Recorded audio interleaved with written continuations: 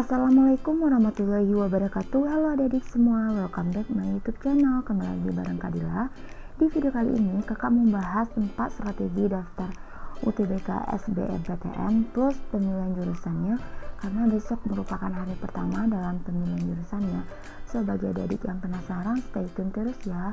Dan jangan lupa support channel ini dengan like, comment, dan subscribe, dan share juga ke media sosial lainnya biar channel ini menjadi channel edukasi yang berkembang. So let's check it out. Oke, untuk yang pertama kalian perhatikan adalah mendaftar UTBK SBMPTN. Nah, kalian bisa lihat jadwalnya di sini, itu pada tanggal 15 Maret sampai 1 April 2021. Dan perlu digarisbawahi bagi adik-adik yang pendaftar SNMPTN itu tungguin dulu ya pengumuman SNMPTN-nya baru bisa daftar, karena nanti takutnya kalau dia pendaftarannya itu angus ya kalau misalnya kalian tidak lulus di SNMPTN. Nah, di situ kan ada tanggal 15 Maret sampai 1 April 2021. Nah, kalian harus hati-hati nih dalam memilih tanggalnya. Kalau kira-kira kalian udah siap belum? Kalau misalnya kalian daftarnya cepat, kemungkinan kalian mendaftar di jadwalnya itu kan lebih cepat juga ya. Nah, kalau misalnya lambat, pastinya kalian juga dapat jadwalnya pasti di akhir-akhir kayak gitu ya. Oke, untuk yang kedua adalah memilih pusat UTBK. Nah, jadi bisa buka webnya ALTMPT. Di situ ada daftar pusat UTBK sebesar 74. Karena itu sebesar 74 ya banyaknya. Jadi kalian kalau mau daftar di awal itu kalian juga dapat pusat UTBK-nya lebih dekat nih dari tempat kalian domisili. Tapi kalau kalian mau daftar di akhir, itu kemungkinan besarnya juga takutnya penuh ya pusatnya itu di daerah domisili, dan kalian bakalan dapat di agak lebih jauh kayak gitu. Oke, next poin yang ketiga adalah perhatikan dalam pemilihan jurusan. Nah, di sini aku udah bikin videonya, cek aja di linknya di deskripsi box.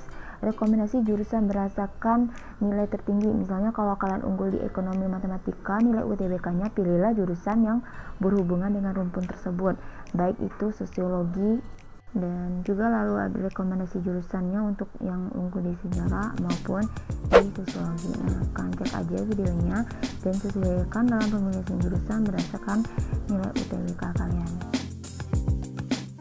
Dan untuk poin yang selanjutnya adalah sesuaikan pemilihan jurusan dengan kemampuan. Nah, kemampuan di sini bisa kalian lihat berdasarkan nilai tryout yang udah pernah kalian lakukan gitu ya. Jadi misalnya kalau kalian nilainya sekitaran 500-an misalnya, itu kalian pilihlah jurusan yang sesuai dengan kemampuan kalian, jangan kayak terlalu tinggi kali ya, karena kita harus bisa mengukur kemampuan kita. Oke, aku mau kasih tahu ke kalian, ini merupakan nilai TPS tahun 2020 ya. Ini siswanya bernama Arel, dia lulus di arsitektur UGM. Nah, kalau misalnya tahun kemarin itu kan cuma TPS-nya. Nah, kalau misalnya dia ngambil jurusan arsitektur, dia harus unggul di bagian pengetahuan kuantitatifnya karena menghitung. Oke, untuk yang kedua, ini merupakan nilai TPS tahun 2020 juga, di mana dia lulus pilihan pertama di pendidikan dokter Universitas Maluku Saleh, dan pilihan keduanya adalah UNJA. Jadi dia tuh unggul di PK, karena dia milih dokter, berarti kan yang diperhatikan adalah nilai PK-nya gitu. Jadi kalian bisa tahu nih gambaran nilai kalian berdasarkan dari TO.